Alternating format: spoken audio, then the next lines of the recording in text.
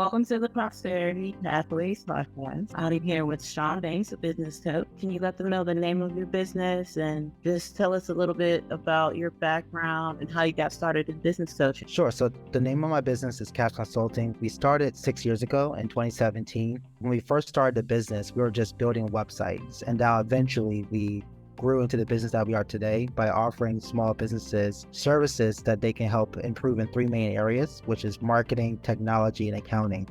As far as my business coaching services, I actually started that about 5 months ago, and I actually took on my first couple of clients in January. So I'm actually helping them start their businesses from the ground up. So the service that you help with are marketing, technology, and accounting, right? Correct. So by technology, what exactly do you mean? Yes. So we actually have a CRM, which is what we consider a customer experience platform, where our small businesses can actually use it to connect their business to Google My Business, plus 45 other search engines, which concludes Bing, the Yellow Pages, the White Pages, also the Chamber of Commerce's. And there's so many other search engines that is included within that package that a lot of people don't even know about. Within the CRM too, the business owner can actually post to their social media pages. They can view all their comments. They can see the analytics for their comments as well. They can also be able to keep all their client data, send them text messages and emails from the CRM, just like a usual one would do as well. But also what I really like about the CRM itself is that it has a built-in client portal where the customers can actually go in and see their account, and they will have access to so many different actions, such as paying for a service through the client portal, reaching out to whoever they need to reach out to get service for their account. They can even schedule meetings with the business owner or even the business in general, as far as for the different services. So a lot of our businesses that are currently using this, like I said, are service-based businesses such as our plumbers, consultants, accountants, electricians, pretty much you name it. So anybody who's in a service-based business or in some type of service-based capacity, you can actually use this platform to actually grow and enhance your business. Okay. So you said all service-based businesses, but what if somebody has products that they're selling? You think they could utilize it also? The way the CRM is built is really mainly for service-based businesses. However, we're still in the hunt to see what other solutions we could provide those business owners who are running e-commerce shops. Okay. All right. So expansion in the future, that's nice. So what are some common mindset challenges that you see among your clients when it comes to building wealth through their businesses? So that's a very good question. Some of the mindset challenges that I see is that they're so quick to actually rush to get their business started without doing the necessary steps to make sure that their business is going to be viable. And what I mean by the necessary steps, I say that the very first step always has to be research. A lot of people, they have this great business idea that they think is going to happen overnight, where it's going to be kind of a get-rich-quick scheme, but they don't take the time to do the proper research. And when I say proper research, I really focus on what I call really is the three main Ps. And the three main Ps for me is really, what is the problem? Who are the personas as far as who's your target audience that's experiencing this problem? And then what is your plan for going about implementing pretty much your whole business idea? And ideally, usually that plan is really your entire business plan. From start to bottom, how are you going to effectively run and market your business? But a lot of business owners, they don't do the proper research. Some of them don't even know how to do a business plan effectively. And what I mean by doing it effectively, I mean as far as bringing together the key points that's going to make someone want to invest in their business. Because usually when people put their business plans together, they miss out on key data that is needed. So they don't take the time to actually do in-depth analysis, not just on the problem itself, but their target audience and what alternatives they have as far as getting their business out there. Okay, so does Cash Consulting help them do the in-depth analysis and everything to make sure it's a viable business? So a part of our coaching strategy is actually help business owners put their business plan together. One thing that we actually use is Live Plan, and Live Plan is very good, especially for novice business owners who would never put together a business plan, because it actually breaks down for them each section of the business plan and what goes in that section specifically. So one thing with my service, I actually sit with them and kind of handhold them through the process. However, I expect them to do the research that's necessary, and they'll fill out the business plan as we're going along. As the coach, every time that we have a session, I pretty much reviewing that business plan with them, and I'm showing them like, hey, you should be adding a little bit more information in this section. And what I mean by more information, we need to see some statistics. Let's say for an example, one of my clients, she is trying to build an online education platform that assists math teachers in the state of New York. So for her, I specifically asked her like, hey, how many public schools or even private schools are in the state of New York? How many math teachers that make up that population? And then with the services you're providing, what is the gap that your service is actually going to address? So when I'm talking about doing the research, we're looking for that real raw data to actually make sure that there's a compelling need for the business. All right. So that was a very good example. The teacher needs to know like exactly how many teachers are you going to be reaching out to as your target audience and everything. I understand that. So what strategies do you recommend for business owners who want to cultivate an abundant mindset and overcome scarcity thinking? So that's another good question. And when I really think about having that abundant mindset, it's really, I would just say for that, it's really just making sure that you're really thinking about the bigger picture. A lot of people, when they think about starting a business, they get kind of scared off because of the amount of money they have to invest. Some of them get scared off because of the amount of time, and being an entrepreneur by no means is not easy. It comes with a lot of sacrifices, and a lot of that sacrifice is on the front end, and it's going to require money, of course. It's definitely going to require time, but it's going to wear you out mentally, physically, and emotionally, because you're going to have people that don't see the same vision as you, and you're going to have people that's going to tell you no right off the bat. So one thing is you just really got to be able to get past all the no's, all past the rejections that you face, and just keep a positive attitude. As long as you believe in your vision, as long as you are able to put the work ethic in and keep grinding each and every day to get 1% better, then something's going to come about eventually.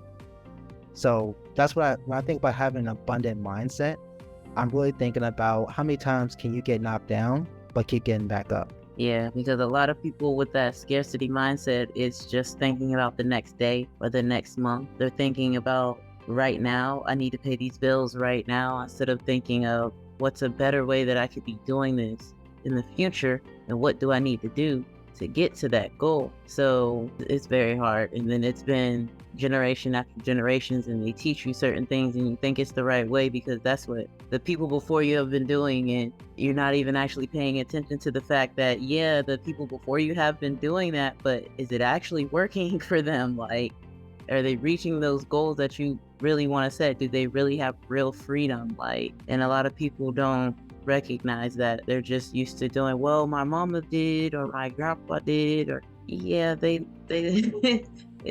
look how they turned out though. It wasn't the best. So that's definitely a big shift that I see in my clients as well. What advice would you give to someone who wants to start a business but is struggling with self-doubt and fear of failure? I would just say you need to really ask yourself and really think about, what if you don't get started? Think about like what you could potentially miss out on. And if your fear is bigger than what could potentially happen, then maybe being an entrepreneur isn't the right step for you. Because there's going to be times where you want to be put out of your comfort zone, and you're just going to have to get used to being uncomfortable. And I've been in a lot of situations where I've done things that has taken me out my introverted shell and made me an extrovert, where I had to go out and speak to people that I necessarily wouldn't even speak to. And I think part of the reason what I'm out of my shell today as a business owner is because of the experiences that I've had.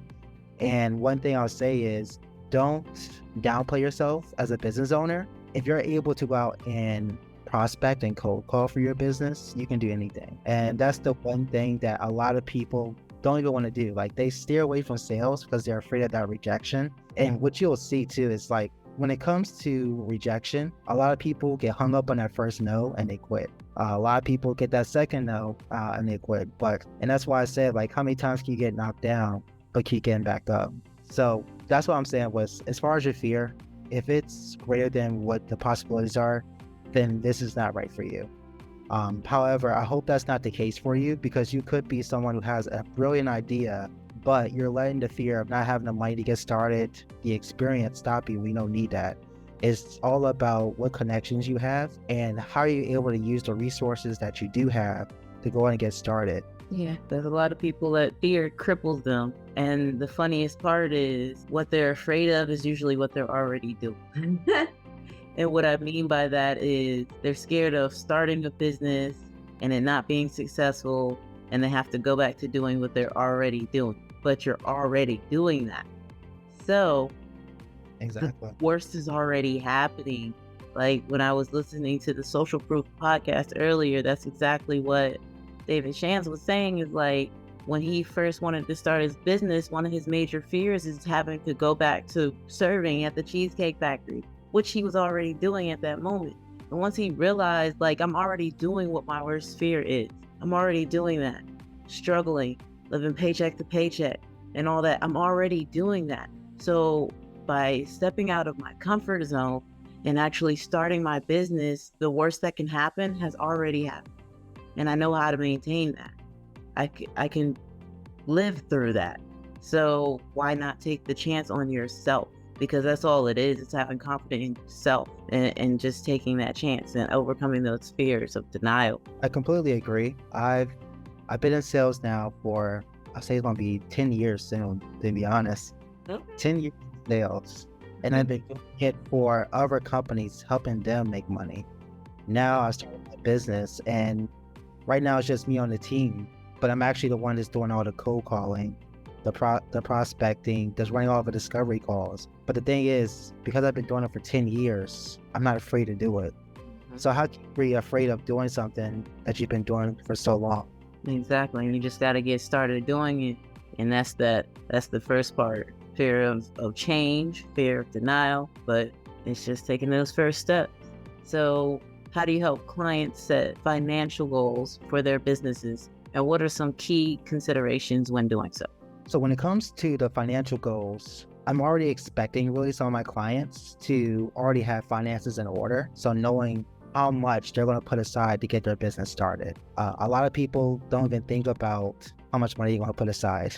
A lot of them they do the research and put the business plan together to figure out, okay, I'm going to need X amount of money to actually go ahead and get what I need to make sure that I have a pretty good start. But when it comes to the financial goals, I would just say, one, of course, make sure you put money aside. And then two, as you're working your business, when you're actually setting your goals, make sure that always that one of your goals is saying, hey, I'm going to get X number of contracts for this amount of money.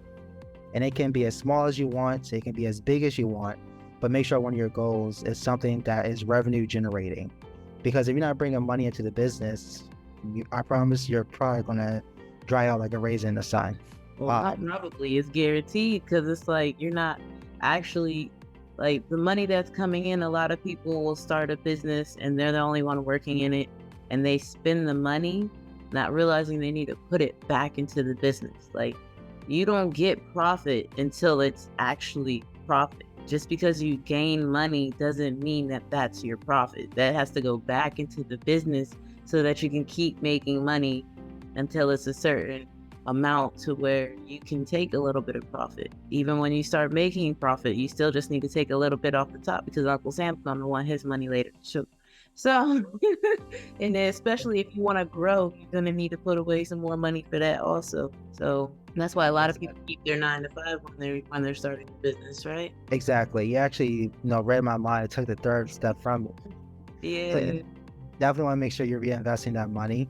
And also the fourth and final thing is you need to keep very, very accurate bookkeeping for your business. So make sure everything that you spend for your business, keep a track of it. Whether it's money for food, whether it's money for gas, make sure you're keeping track of money that's coming in for the business, and make sure that you're doing a profit and loss each and every month so you can see what's going in and going out.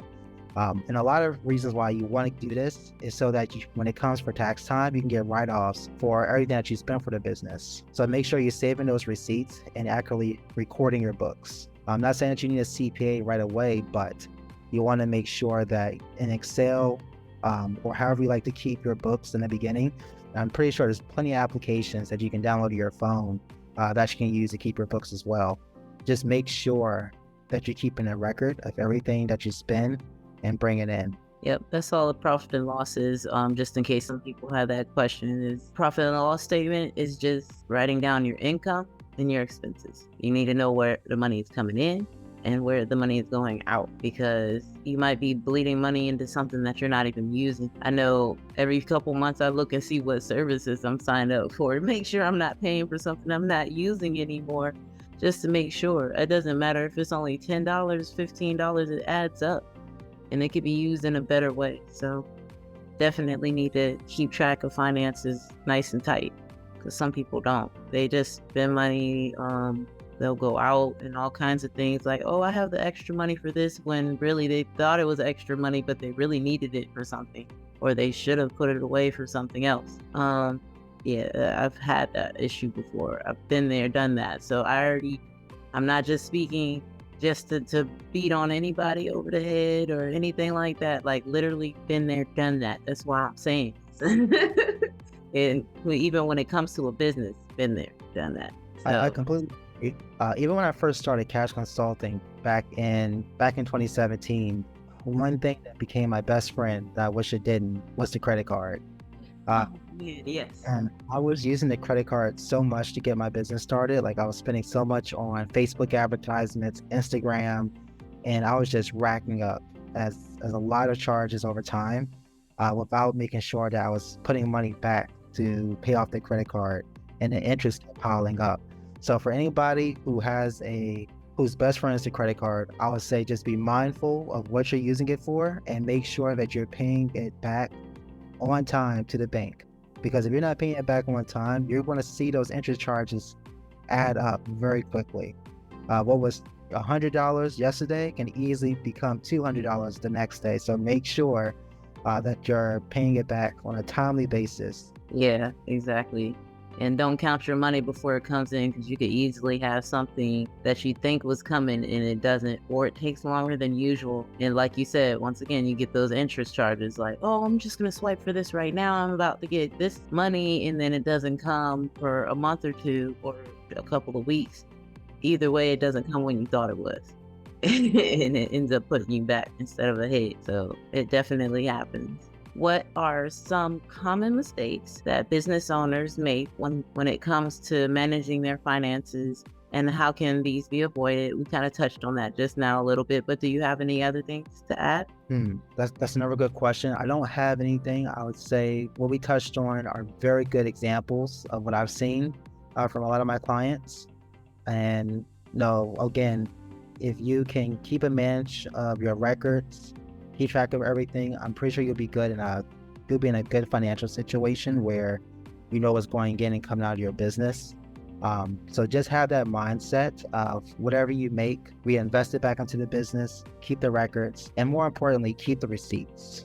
That's another mistake that I made, because when tax time comes and you submit your taxes, sometimes the government will come back and say, hey, can we see the receipts? Because they will do an audit if something doesn't look right when it comes to your taxes. Yeah, they want you to validate those expenses. Like, hold up, you haven't applied for this many deductions before. Let's see what's going on here, brother. That's exactly what they'll do. I know I got that, I think last year I had to do that, but luckily I keep electronic copies, or at the very least I can send them the bank statement and they can see it. And it's good to have your business account, that way they could actually see, okay, this is the business account and these are business expenses on that account, and they'll accept that as well. Yeah, that's definitely a big deal. Because otherwise you'll have to do everything all over again. And I know some people can't even afford a CPA at the moment, which is why we're saying, like, just write it down. Even if it's you taking a piece of paper, and every day at the end of the day, write down what you made or what you spent, or both.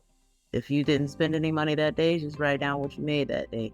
Or if you just spent money that day and didn't make anything, write it down. And all of it should be on the same paper. That way you can keep track of it, and then at the end of each week and at the end of each month, reassess what's going on. Like, It doesn't have to be something super hard if you're not a techie person, because yeah, there's plenty of apps where we can keep track of it, but some people are not really techie. So if it takes for you to take a piece of paper and just write it down, if you are slightly techie and you just want to do a note, make a note. Hey, I bought such and such today, down to gas. I bought this and this amount of gas, because that'll help you keep track of your mileage too, especially when it comes to business, because you can make a deduction, especially if you're going over the standard deduction. So. And for those who are not so business minded that they don't know like how to actually do this in Excel or what it should look like on a piece of paper, YouTube is your best friend. No, don't be afraid to use it. Like, we have all these free resources, and you would be surprised how many business owners who are just getting started out don't even use it. So please don't be that one person. No, don't be afraid to look up on YouTube how to do a balance sheet. And also, when you go on YouTube, don't just go to one video. Don't trust just one source. Go look at a couple of different ones. And a lot of people have short videos, so you don't have to worry about sitting there for hours looking at videos. You could probably sit there for 30 minutes or 1 hour and have looked at 5 or 10 videos. That way you get different views and you can see where they all tell you the same thing. A good resource for like budgeting and financial is Dave Ramsey. I loved reading his Total Money Makeover. That was a really good book. Definitely helped when I read it back when I was like 20. I wasn't really completely listening to everything he said in the book back then, but now I'm about to read it again for like the 3rd time, and to this day I'll still remember some of the stuff I read in it back when I was 20 years old. So it's definitely good resources is to read books and go to YouTube, because there's other people who've already done the research for you. So you don't have to go Google searching this and all that. Like, that's what we're here for. We hop on these Zooms, we hop on the camera and post stuff because we've already done the research and we want to share the information with you. So that's what I like to do. And that's what we're here for. So how do you help clients balance the need for financial stability with the desire for growth and expansion? So scalability, basically. So that's a good question. I haven't really got there as of yet with my clients. Right now, we're just trying to get their business up and running from the ground up. Like I stated, they have very scalable businesses that I see in the future where it could grow to be something bigger than what they thought it was going to be. So I feel like this would be a good question for me in the future, quite honestly. However, I would just say, when you're thinking about scaling your business, just be mindful of, I would just say, when you're thinking about scaling, something that I just learned today, actually just speaking to my wife when she's thinking about scaling hers, don't think about the how, just think about the who. So when I think about that, just like, who is in your corner? Who has the right resources? Who do you trust that you can just delegate tasks to? Because if you have those people in your corner, you can worry about the how later. Just make sure that you have those people in place. And that way, when you come to the table, the how will sort itself out by itself. Because a lot of people sit on that how for so long that's what actually builds up that fear in them. It's like, how am I supposed to do this? How am I supposed to accomplish this? Like, don't think too deep into that. Just get started. You'll meet the right people and they'll end up showing you how without you having to do too much mind work. That brings me to another really good book, Who Not How. The author's name I cannot think of at this very moment, but that's definitely a good book to look at as well. That really talks about the power of networking and reaching out to the right people. Can you share a success story of a client who has transformed your financial situation through mindset work and strategic planning? So I don't have a client as of yet that has really transformed significantly financially.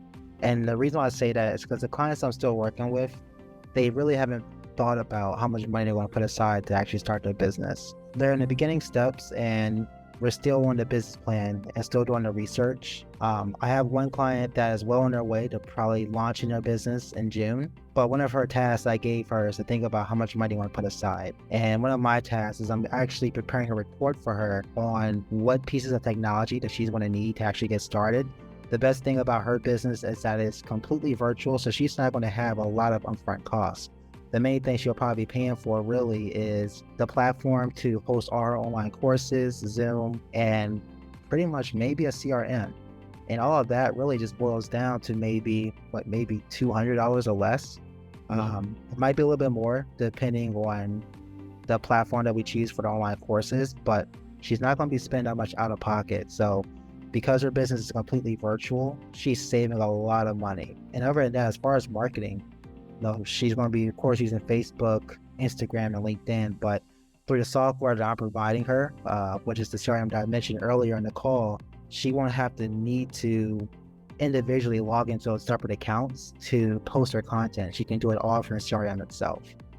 So if you're one of those people out there who are managing multiple social media accounts and you have to log in, log out of each one, let's get out that habit. Let's find a way to actually do it from one platform and help you automate your social media. Because posting on social media, that can be time consuming, especially if you're trying to find content.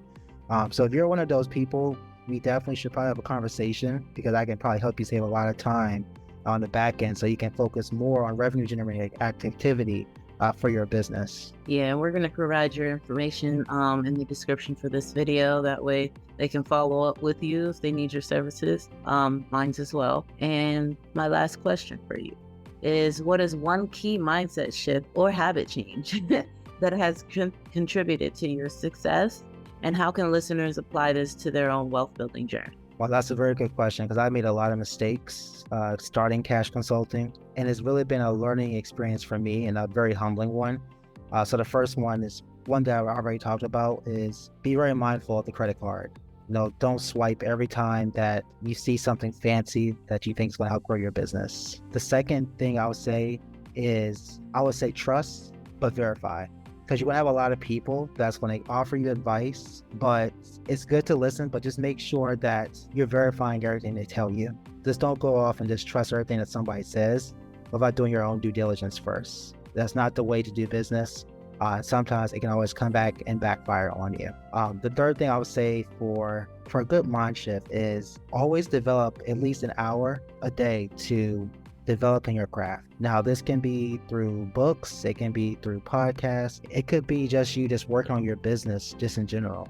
For me, I can tell you I'm not a big reader. Every time I try to open a book, I just can't sit down there and just read it page by page. So what works for me is I usually just go on long walks with my earbuds in my ear and just listen to a podcast. One that I've been working on or listening to is the 30 Minutes to President's Club, which is a sales podcast where we have all these different account reps. They come up there and they talk and share about their different sales techniques. And I'll be glad to share those techniques with everybody on this call as well later down the road. But it's very good to hear their experiences and what's working for them. Because one thing I've learned in sales is that there's no plagiarism. Now, if something is working for them, definitely use it for your business. And I would say the next thing that really was a huge mind shift for me is control the controllable. As tacky and touche as it sounds, it's very true. There's a lot of things that you cannot control. The economy is a very good example. With everything that's going on with the banks failing, with prices skyrocketing, you can't control that. However, what you can control is the fact that you're going to wake up every morning with a positive attitude, knowing that even though the devil is trying to throw a million things at you to make you want to give up, that you're going to keep pressing forward. So just think about, hey, what steps can I take to move these obstacles out of my way, or even just go around them? Don't think that every challenge you face, you have to use sheer force. Sometimes just taking a step back and just thinking, who else can I leverage to get over this obstacle, can sometimes go a long way than just trying to bang your head against the wall and hoping that it moves. So those are my big mind shifts that I had to make when I was starting my business. And one thing I can say is there is power in networking, and there is definitely power in teaming up with people who bring more to the table than you can at the moment. As long as you share the same vision and share the same mission, y'all will definitely make magic. So look at your connections, see who is out there that you can meet up for a coffee or go out to lunch with, pick their brains about their business and what they're trying to do, and just see how y'all can create synergies that's going to make an everlasting impact. Even if it's not like right away, at least you have that person as a contact in your phone that you can reach out to at any point and ask for advice. So with that being said, Erica, that's my 4 main mind shifts that I had to make early on in my career. So hopefully these 4 tidbits will help someone that's listening today make the same shifts that they can see improvements for their business. Yeah, because mindset shift is always the first step. Because if you still have insecurities, if you still have fears, if you still have just constraints of yourself and you don't have confidence or trust in yourself, because I won't necessarily say confident. There's a lot of people who are out here confident, but they actually don't trust themselves to accomplish the goals that they have in mind. Certain things that they want to accomplish, they don't do it. They don't reach for it because they don't trust themselves to be able to do it. And they might not admit to it, but that's it is what it is. Because at the end of the day, why are you not trying? Why are you so resistant? Why are you so defensive all the time when somebody tells you something like that? That's a very strong clue to me when you're telling somebody something positive or you're trying to help somebody and they get defensive about it. That means you're scared of making that change. That means you don't trust yourself to be able to make the proper steps that you need to do in your life. You're showing dependency on certain things, whether it's substances or an environment that you just feel comfortable in. You want to stay in your comfort zone. Like we said earlier, you have to be comfortable with being uncomfortable. That's just part of growing. That's part of business. It's part of life. When you went through puberty and you started hitting growth spurts, and for women, when you had that special time come and it was very uncomfortable, it's something you've never felt before or something you've never gone through before, but it was necessary for you to become the person that you are, for you to grow, for you to change. And that's the same thing with business and with life. Yep, I completely agree with that. So thank you for coming to the show today. Do you have any other tidbits or information that you would like to leave for the guests? Yes, definitely. In the description below, you'll definitely see a link that I will provide that talks more about the CRM that I provide to small business owners. Definitely, if you're interested in seeing what it's capable of, go ahead and schedule that demo, and someone from my team will get back with you, and we'll definitely sit down and do a 30-minute demo to show you how you can use it for your business. I'm very excited about this tool that we're using, because it's really saved a lot of businesses 75% when it comes to operational costs.